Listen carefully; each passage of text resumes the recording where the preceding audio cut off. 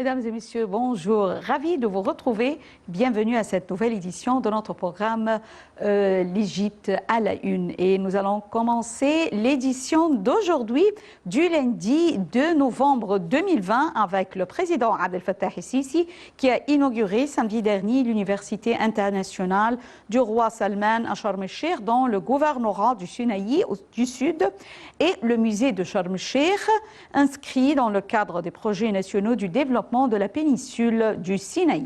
Le président a également inauguré le musée des carrosses royaux et le musée de Kafr el-Cheikh en présence de l'émir Fahd bin Sultan bin Abdelaziz, émir du Tabouk. Un commentaire.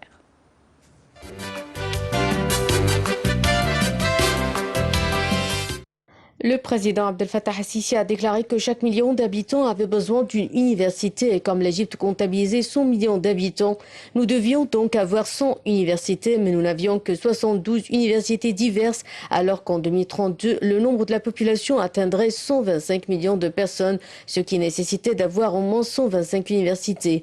Le président a tenu ses propos lors de l'inauguration samedi de l'Université internationale du roi Salman à Sharm el-Cheikh dans le gouvernorat du Sinaï du Sud. Le président a ajouté que le coût de l'établissement d'une seule université variait entre 8 et 10 milliards de livres égyptiennes et qu'on avait besoin de plus de 400 milliards de livres égyptiennes pour couvrir les coûts de l'installation de l'ensemble des universités escomptées. Le président a donné ses directives pour établir les nouvelles universités conformément aux spécifications et aux normes internationales de manière à offrir une éducation de la plus haute qualité afin de répondre aux besoins du marché du travail. Le président el-Sisi a rappelé que plus de 30 000 étudiants égyptiens suivaient leurs études à l'étranger, ce qui constituait un lourd fardeau pour leurs familles qui souhaitaient qu'ils retourneraient pour étudier en Égypte. D'où l'idée d'établir des universités aux normes internationales pour les accueillir. Le président el-Sisi a par ailleurs inauguré les musées de Sharm el-Cheikh, des carrosses royaux et du Kafr el-Cheikh en présence de l'émir Fahd bin Sultan bin Abdelaziz, l'émir de Tabouk. Dans ce contexte, le président rappelait que nous avions commencé à travailler dans un certain nombre de musées en 2002, mais qu'on avait dû suspendre ces travaux en 2011 en raison de l'instabilité qu'avait connue l'Égypte. Ceci a coûté trop cher au pays en général et au secteur des antiquités en particulier, a poursuivi le président. Les contrebandiers ayant exploité l'instabilité dans le pays pour voler les richesses antiques du pays des pharaons. Il a par ailleurs noté que plus de 75 églises avaient été attaquées et qu'on avait dû les restaurer, coûtant ainsi d'énormes sommes à l'État. Le président a à cet effet souligné que tant qu'il y avait de la stabilité, tout défi si grand qu'il soit pourrait être surmonté et on était à même de poursuivre notre processus de développement.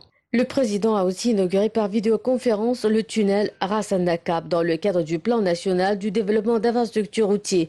Il a aussi inauguré une station de dessalement d'eau de mer et une autre pour le traitement des eaux usées. Le président a affirmé que l'État prêtait une attention très particulière au développement de la péninsule du Sinaï, cette partie très chère du pays, marginalisée depuis des décennies, ce qui en a fait une terre fertile pour le développement du terrorisme. Le président a réitéré à cet effet que le développement est la meilleure voie pour lutter contre l'extrémisme.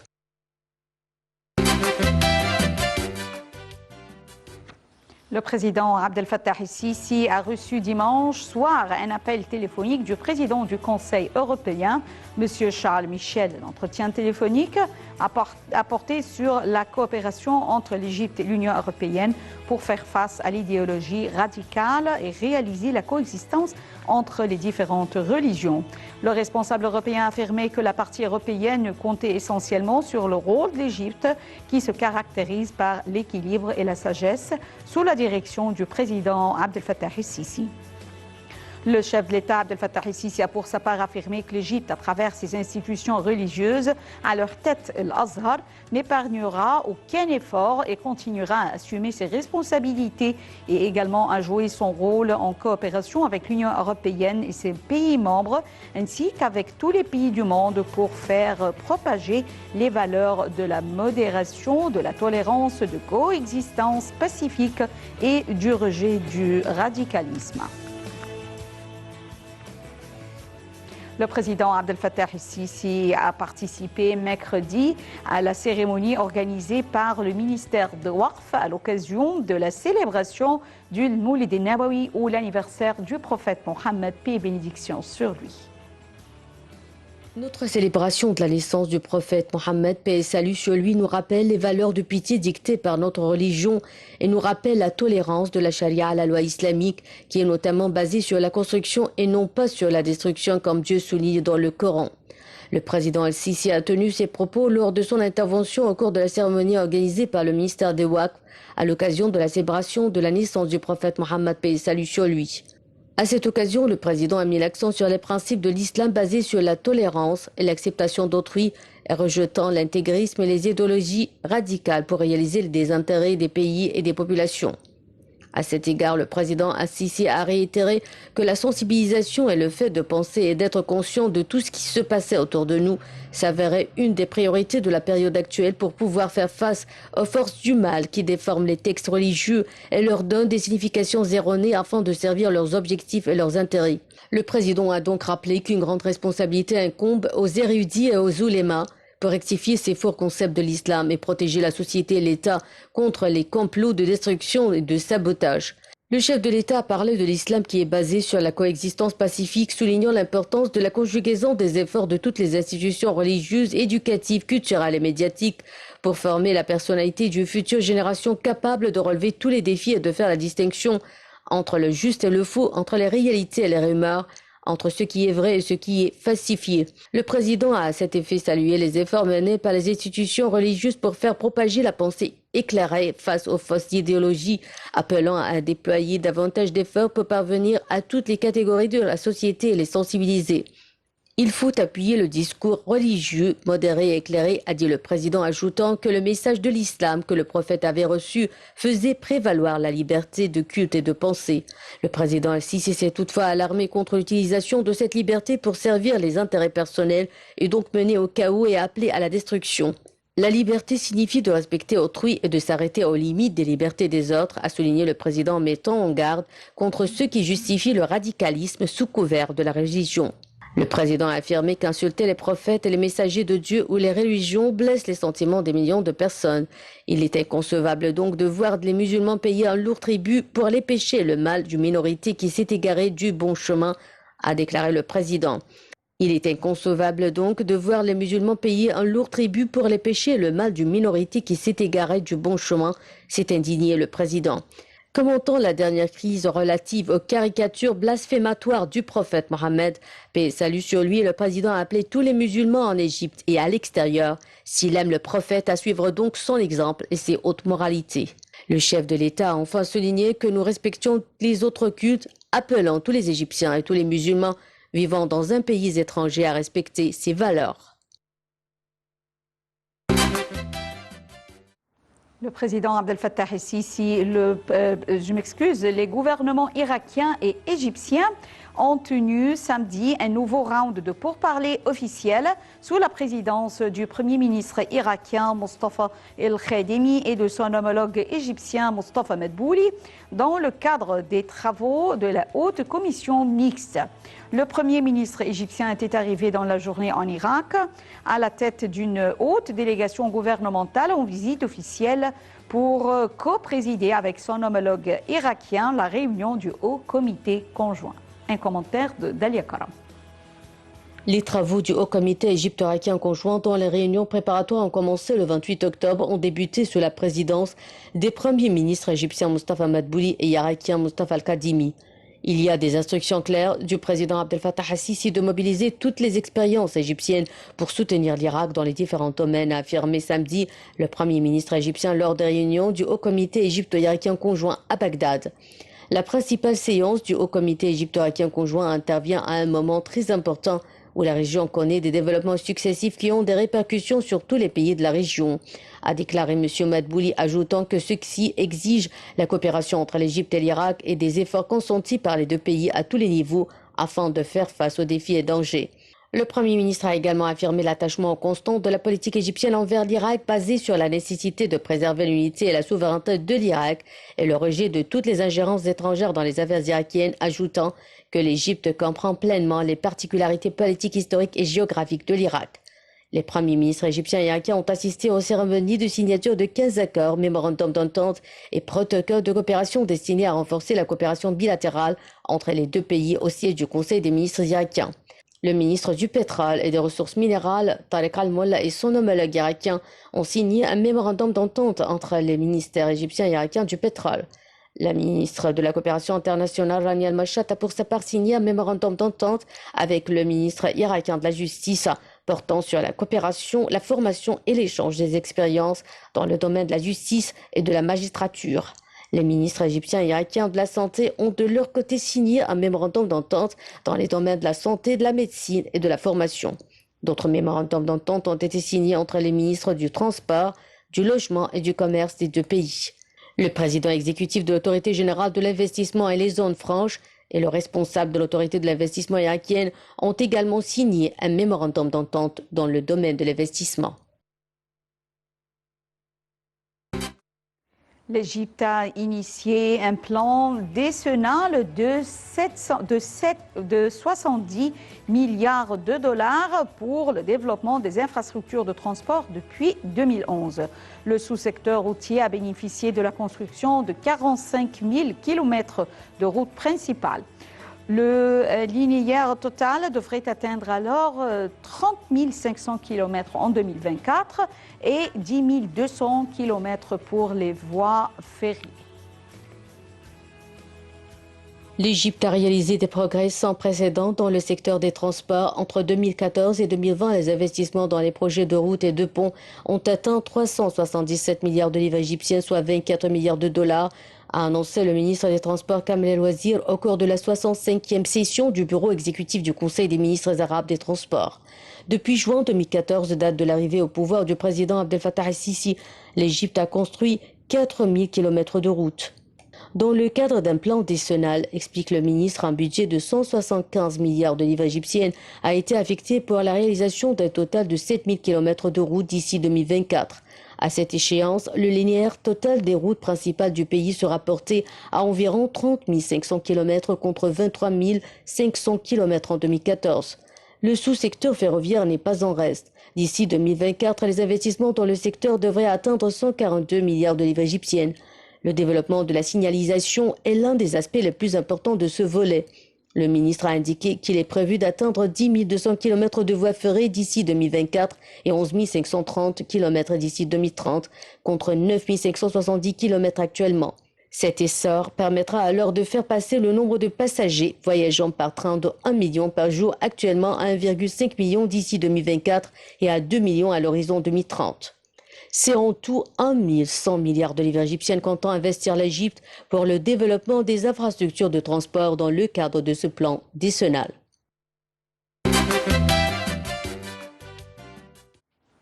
Le ministre du Transport, Kamel El Wazir, a discuté avec l'ambassadeur du Japon au Caire et la délégation de la JICA en Égypte des derniers développements concernant le projet de ligne 4 du métro du quartier El Ashgar à la cité du 6 octobre jusqu'à Amr ibn al-As à El Fustat.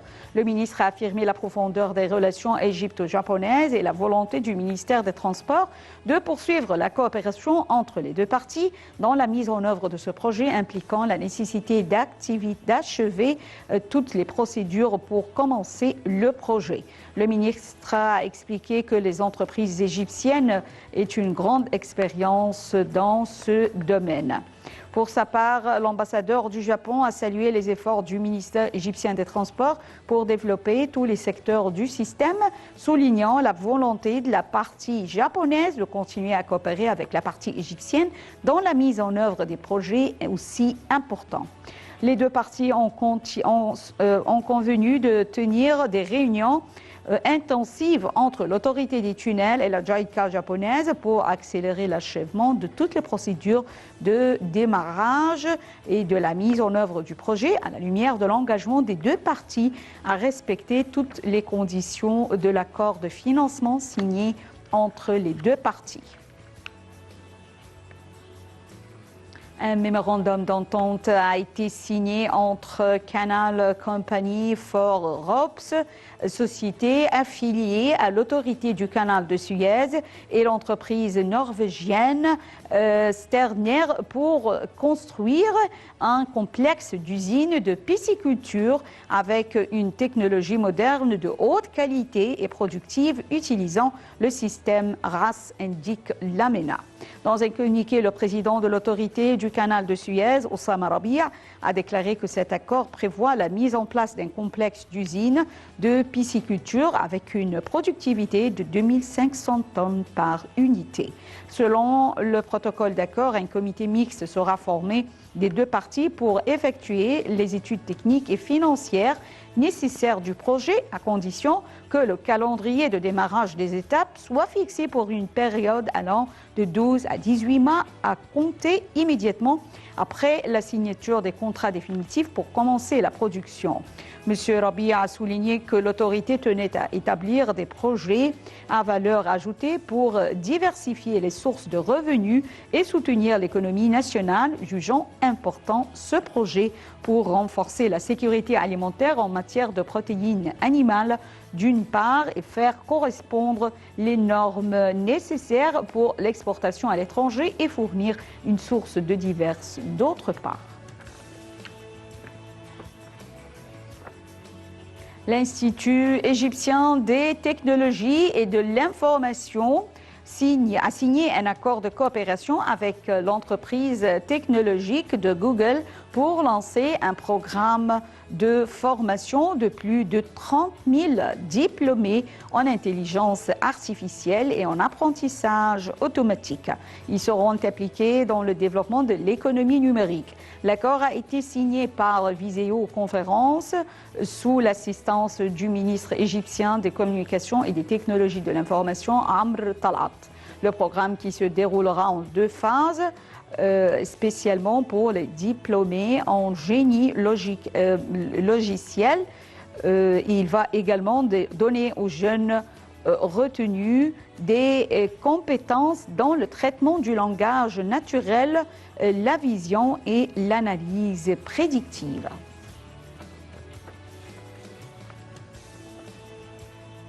L'encre utilisée pour noircir et rougir les papyrus par les Égyptiens et l'Antiquité est bien plus complexe qu'on ne l'imaginait. Alors sa composition était d'ailleurs déjà semblable à une préparation que l'on ne retrouvera que des siècles plus tard chez les peintres de la Renaissance. Voyons ensemble.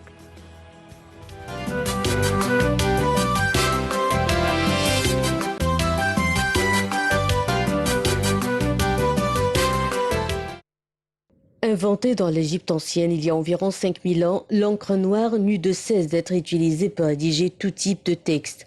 L'encre rouge, elle, était plutôt privilégiée pour souligner des informations capitales, à l'instar de titres, d'instructions ou de mots-clés.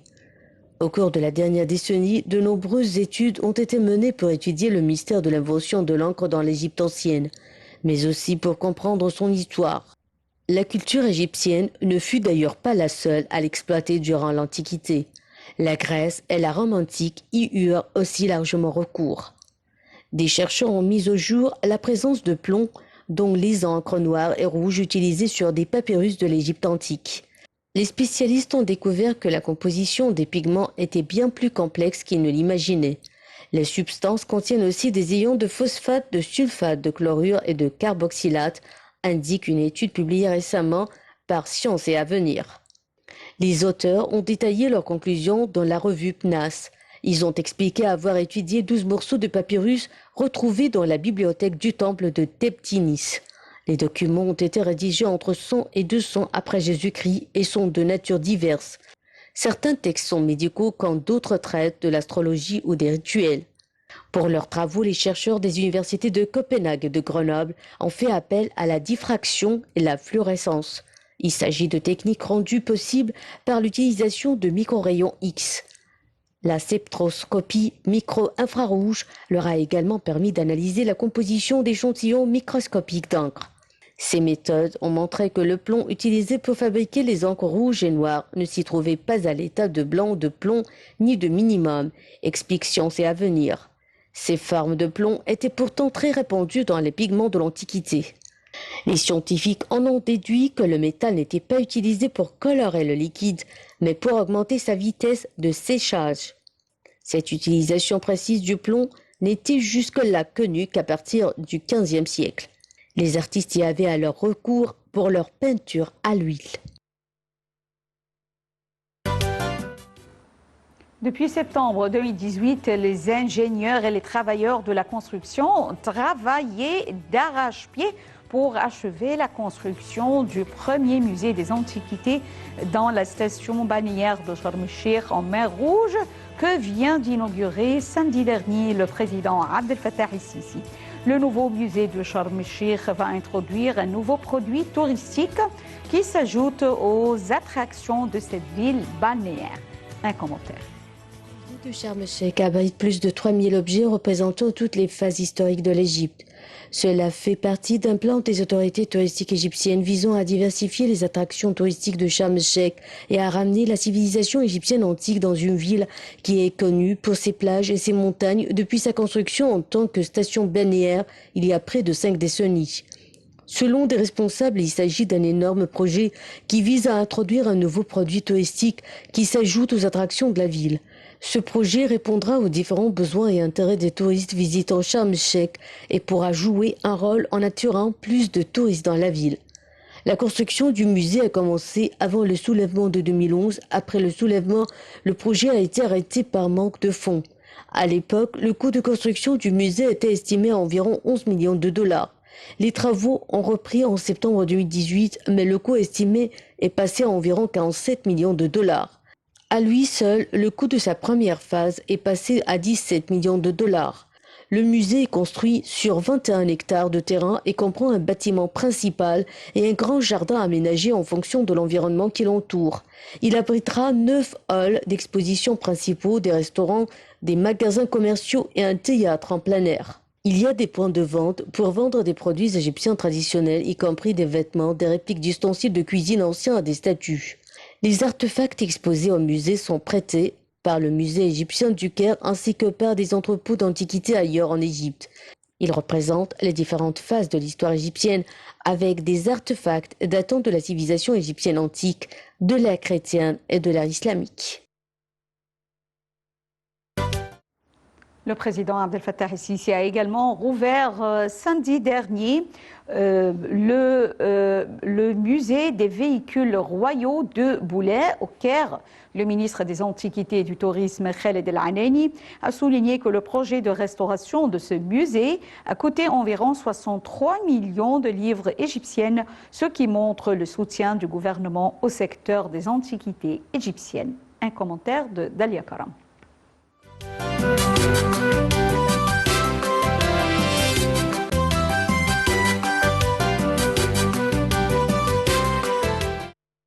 Le bâtiment du musée des véhicules royaux de Boulak, qui était en très mauvais état, a été réhabilité, les murs et les fondations consolidés, les façades et les éléments décoratifs restaurés. De nouveaux systèmes d'éclairage et de sécurité ont été installés. Le musée est maintenant équipé de vitrines ultramodernes qui empêchent l'entrée des rayons ultraviolets ainsi que les vols et les balles. Un système de sécurité de haute technologie, des systèmes de ventilation et d'éclairage ont également été installés. Les travaux de restauration ont commencé en 2001, mais ont été interrompus. Ils ont repris en 2017. Le musée met en valeur une collection de carrosseries royales ainsi que des accessoires et des vêtements des gardiens de chevaux. La façade du musée s'élève à 15 mètres et est décorée d'imposants éléments architecturaux en forme de tête de chevaux. Le musée expose différents types d'uniformes qui étaient utilisés dans les protocoles royaux, des tenues en cuir, des ornements que les chevaux devaient porter, des peintures à l'huile et une grande collection de dessins géométriques qui illustrent les formations structurales des voitures. Il y a également 8 modèles en plâtre pour exposer les tenues et les uniformes. Le musée des carrosses royaux abrite un grand nombre de belles voitures utilisées par la famille royale à l'occasion des mariages, de courses officielles, de processions et de funérailles. Le musée montre 67 voitures royales de 22 types différents ayant une valeur historique. Les objets sont répartis dans 5 salles. Le plus important est le carrosse que l'impératrice française Eugénie a offert au Khedive Ismaïl à l'occasion de l'ouverture officielle du canal du Suez. La restauration de cette voiture a nécessité un groupe de spécialistes qui se sont concentrés sur le rafraîchissement du tissu, du verre, du bois, du métal et du cuir. Un seul carrosse a été fabriqué en Égypte, à savoir celui qui utilisait le roi Farouk pour ses parties de chasse. De petite taille, il était tiré par un poulain.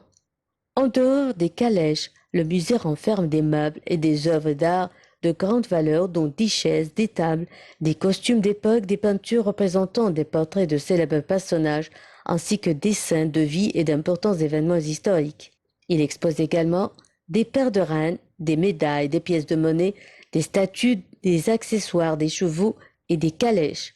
Le musée a été créé sous le règne du Khedive Ismaïl. Au début, il s'appelait le département des chars du Khedive. Le nom a ensuite été modifié pour devenir la direction des écuries royales. Après la Révolution de 1952, le bâtiment a été nommé Musée des chariots royaux. Le musée a été créé à l'origine pour exposer non seulement les voitures royales, mais aussi les chevaux du Khedive Ismaïl et ceux appartenant aux membres de la famille royale. Le musée est l'un des 3 du genre au monde, les autres étant situés au Royaume-Uni et en Autriche.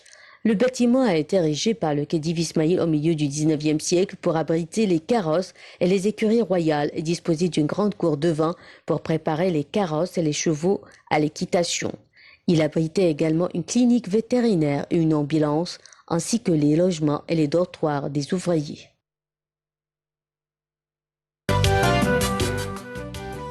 Mesdames et messieurs, fin de cette édition de notre programme L'Égypte à la une. Merci pour votre fidélité à Nile TV. Également, fin de la transmission en langue française qui reprend à 18h locale. Restez avec nous sur Nile TV International.